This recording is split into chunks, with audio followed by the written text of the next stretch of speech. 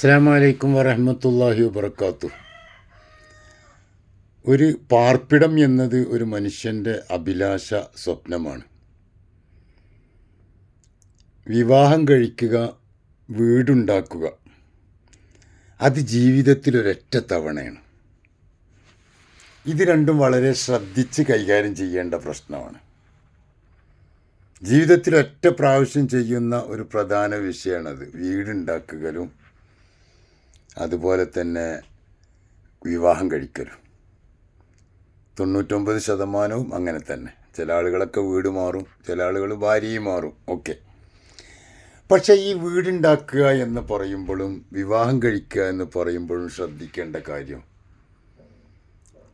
വിവാഹം കഴിക്കുമ്പോൾ ഒരൊറ്റ പ്രാവശ്യം മരണം വരെ ജീവിക്കേണ്ട ബന്ധമാണെന്ന് മനസ്സിലാക്കി ശ്രദ്ധയോടുകൂടെ കൈകാര്യം ചെയ്യാൻ വേണ്ടിയാണ് ഖിത്ബത്ത്, പെണ്ണ് കാണൽ ചടങ്ങുകൾ സുന്നത്താക്കിയത്. പെണ്ണ് കാണൽ, ആ കല്യാണം കഴിക്കാൻ പോകുന്ന വ്യക്തി മാത്രം പോയി കാണുക, 100% കൽബിന് പൊരുത്തപ്പെട്ട അവസ്ഥയിലാവുക, വിവാഹം കഴിക്കുക. അതാണ് വിവാഹം കഴിക്കുമ്പോൾ ശ്രദ്ധിക്കേണ്ടത്. അതുപോലെ തന്നെ വീടുണ്ടാക്കുമ്പോഴും ശ്രദ്ധയോടുകൂടെ അവനവന് ഒതുങ്ങുന്ന നിലയിൽ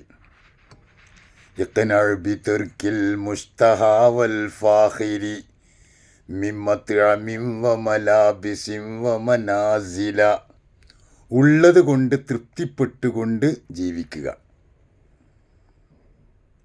എല്ലാവരും ഒരേപോലെ ആവണം, അപ്പുറത്തുള്ള ആളെപ്പോലെ പുറത്തും ആവണം എന്നുള്ള ചിന്ത മാറ്റി വെച്ചിട്ട് ഉള്ളത് കൊണ്ട് അവനവനെ കൊണ്ട് കഴിയുന്ന നിലയിലുള്ള വീടുണ്ടാക്കുക. അത് ഭക്ഷണമായാലും വസ്ത്രമായാലും പാർപ്പിടമായാലും. ചില ആളുകൾ വീടുണ്ടാക്കും, അവർക്ക് സാമ്പത്തികമായിട്ട് കഴിവുള്ളവരും അല്ലാത്തവരൊക്കെ വീടുണ്ടാക്കുന്നത് അവരെക്കാൾ വലിയ, അവർക്ക് ഉൾക്കൊള്ളാൻ കഴിയുന്നതിനേക്കാൾ വലുത് ഉണ്ടാക്കിയിട്ട്. റസൂലുള്ളാഹി സ്വല്ലല്ലാഹു അലൈഹി വസല്ലം തങ്ങൾ പറഞ്ഞ വാക്കുകൾ ശ്രദ്ധിക്കേണ്ടതാണ്. ഫിറാശുല്ലിൽ മർഅത്തി ഫിറാശുല്ലിൽ റജുലി ഫിറാശുല്ലിൽ മർഅത്തി ഫിറാശുല്ലിൽ വൈഫി വറാബിയുൽ ശൈത്താൻ. വീടുണ്ടാക്കുമ്പോൾ ശ്രദ്ധിക്കേണ്ട കാര്യം, നമ്മുടെ മക്കൾ, ഭാര്യ, നമ്മുടെ കുടുംബങ്ങൾ താമസിക്കാൻ പറ്റിയ ഒരു വീട്. ഓവറായിട്ട് റൂമുകളങ്ങ് ഉണ്ടാക്കുക, വെറുതെ അടഞ്ഞു കിടക്കുക, ഉപയോഗശൂന്യമായി കിടക്കുക. അങ്ങനത്തെ വീടുണ്ടാക്കുന്നത് ശൈത്താൻ അവിടെ കുടിയേറി താമസിക്കുമെന്നാണ്. അതുകൊണ്ട് തന്നെ വീടുണ്ടാക്കുമ്പോൾ ശ്രദ്ധിക്കേണ്ടത് അവനവനെ കൊണ്ട് കഴിയുന്ന നിലയിലുള്ള വീടാണ് ഉണ്ടാക്കേണ്ടത്. പക്ഷെ മനുഷ്യൻ ഇന്ന് വലിയ കൊതിയുള്ളവനാണ്, അത്യാഗ്രഹിയാണ്.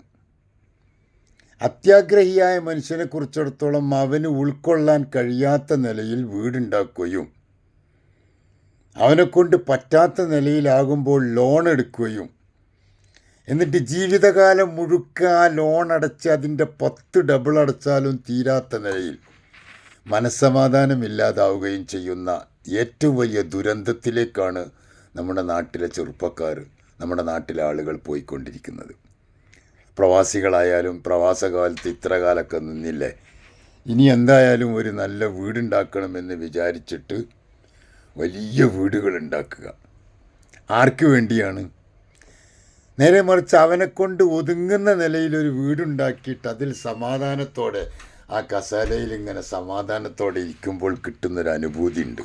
അതൊരു വല്ലാത്ത മനസ്സമാധാനമാണ്. ഇത് അതിനേക്കാൾ വലിയ നിലയിൽ വീടുണ്ടാക്കി വലിയ കടങ്ങൾ ബാക്കി വെച്ച് ലോൺ അടച്ച് അവസാനം വീട് വിറ്റാലും തീരാത്ത നിലയിലുള്ള ലോൺ അടിച്ചു വെക്കുന്ന ഒരുപാട് പേര് നമ്മളോട് സംസാരിക്കാറുണ്ട്. അത് ചെയ്തത് ഏറ്റവും വലിയ മോശത്തരവും വൃത്തികേടുമാണ്. അത് നിങ്ങളുടെ സമാധാനം നഷ്ടപ്പെടുത്തുകയാണ് ചെയ്യുക. സമാധാനം നഷ്ടപ്പെട്ടുകൊണ്ട് എന്തിനു വീടുണ്ടാക്കണം? മനുഷ്യന് ഏറ്റവും വേണ്ടത് സമാധാനമല്ലേ? സമാധാനത്തോടൊന്ന് കിടന്നുറങ്ങുന്ന വീടല്ലേ നമുക്ക് വേണ്ടത്? സമാധാനം കിട്ടാത്ത ലോകത്തുള്ള എല്ലാവരും ആഗ്രഹിക്കുന്ന സമാധാനമാണ്. പക്ഷെ സമാധാനം നഷ്ടപ്പെടുത്തിയിട്ട് അസമാധാനം ഉണ്ടാക്കുന്ന വീടാകുമ്പോൾ എന്തായിരിക്കും അതിൻ്റെ അവസ്ഥ? അതുകൊണ്ട് ശ്രദ്ധിക്കുക, അവനെ കൊണ്ട് കഴിയുന്നത് ചെയ്യുക. ഒരു സാമ്പത്തികമായി നല്ല കഴിവുള്ള ഒരുത്തണ്ട വീടുണ്ടാക്കിയതുപോലെ അതിന് കഴിയാത്തൊരുത്തൻ കുറഞ്ഞ ശമ്പളത്തിന് ജോലി ചെയ്യുന്നവൻ വലിയ വീടുണ്ടാക്കി അതിനു വേണ്ടി ലോൺ എടുത്തിട്ട് ഹറാമായ കടം, പണം, പലിശ എല്ലാം കൊടുത്ത് വീടുണ്ടാക്കിയിട്ട് നമ്മുടെ മക്കൾ തിന്നേണ്ട കാശ് പലിശയ്ക്ക് വേണ്ടി അടച്ചുകൊണ്ടിരിക്കുന്ന ദൗർഭാഗ്യം നിറഞ്ഞ ഒരുപാട് ആളുകൾ. ശ്രദ്ധിക്കുക, അപകടമാണത് കേട്ടോ. സമാധാനം നഷ്ടപ്പെടും.